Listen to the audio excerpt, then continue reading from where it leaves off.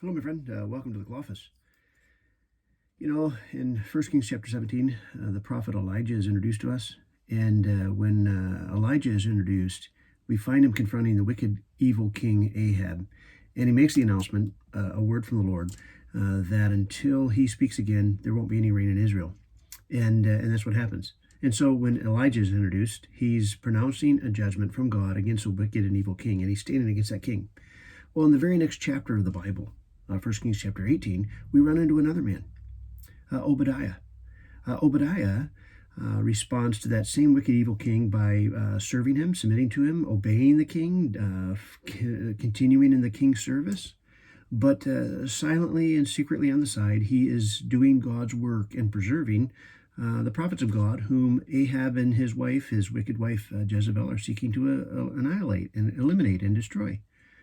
So I ask you, who's doing the right thing? Is Elijah doing the right thing by standing against that wicked, evil king and pronouncing judgment? Or is Obadiah doing the right thing by remaining in the king's service, doing what the king tells him to do, and submitting himself to the king, and just on the side continuing to do the good he knows he ought to do? Well, if you read the Bible, if you read 1 Kings chapter 17 and 18, you discover they both fear the Lord. Both Elijah and Obadiah, they both fear the Lord, and they were both doing the right thing. But amazingly, their response in that situation is radically, radically different. That's remarkable. You and I need to be educated by that.